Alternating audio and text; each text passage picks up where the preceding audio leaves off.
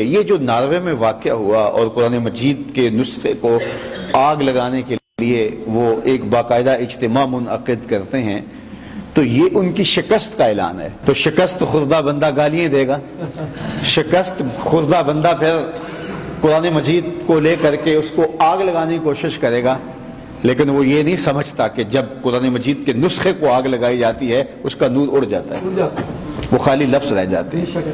یا قرآن مجید کو جب پھینکا جاتا ہے یا کوئی بندہ اس کو یوں ڈال دیتا ہے، اگرچہ القاء المصحف فی القاذورات کفر، اگر کوئی مسلمان جو ہے وہ ایسے پھینک دے تو وہ کفر ہوگا اگر اہانت کی نیت سے کرے. اگر اس کے ہاتھ سے ویسے گرجے باز کا تلاوت کرتے ہوئے ہو جاتا ہے تو وہ ایک امر آخر ہے. تو قرآن مجید کو اگر کوئی پھینک دیتا ہے تو اس کی آیات کا نور جو ہے وہ اٹھ جاتا ہے، تو وہ خالی لفظ رہ جاتے ہیں. اور اگر کوئی آگ لگاتا ہے تو وہ قرآن مجید کو آگ نہیں لگا سکتا، اس کو تو آگ لگتی نہیں ہے، یہ تو سینوں میں محفوظ ہے، یہ تو روحوں پہ لکھا ہوا ہے. آگ کہاں کہاں لگاؤ گے؟ یہ تو لوح محفوظ پہ لکھا ہے، یہ تو آسمانوں پہ لکھا ہے، یہ تو سینوں میں لکھا ہے، یہ تو روحوں میں لکھا ہے، یہ تو قلوب میں لکھا ہے. یہ صرف خالی کتاب نہیں. اقبال کہتا ہے فاش می گوئم آنکھ در دل مزمرست، این کتابیں نیست چیزیں دیگرست. مجھے اگر تم کھل کے پوچھو نا تو یہ کتاب نہیں، یہ کوئی اور ہی شے ہے. این کتابیں نیست، یہ کتاب نہیں ہے، چیزیں دیگرست، یہ کوئی اور ہی شے ہے جو سینوں میں ہلچل پیدا کر دیتی ہے. گر تو میخواہی مسلمان زیستن نیست ممکن جز بقرآن زیستن. اگر تو مسلمان بن کے جینا چاہتا ہے تو قرآن کے بغیر ایک لمحہ بھی نہیں جی سکتا. تو یہ قرآن زندگی ہے، یہ قرآن ہماری روح ہے، اور یہ قرآن باطن کا اجالا ہے. یہ اللہ کی لٹکتی ہوئی رسی ہے جس کا ایک سرا تمہارے رب کے ہاتھ میں ہے، دوسرا سرا تمہارے ہاتھ میں ہے.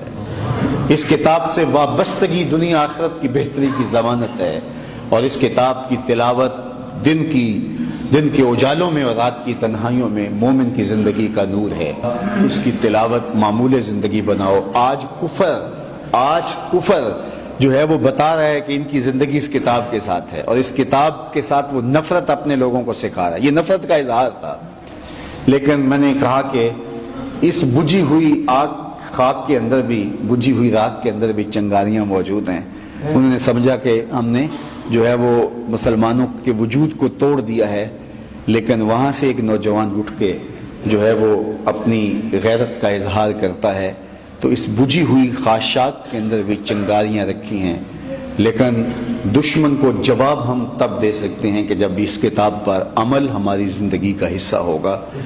آپ کا کوئی دن قرآن کی تلاوت کے بغیر نہ گزرے، اور اپنی نسلوں کو بھی اس کا عادی بنائیں. چاہے 2 رکوع ہی روزانہ پڑھیں، لیکن دن کا آغاز قرآن سے کریں. پھر دیکھنا کہ یہ کتاب کس قدر جو ہے وہ اٹھاتی ہے.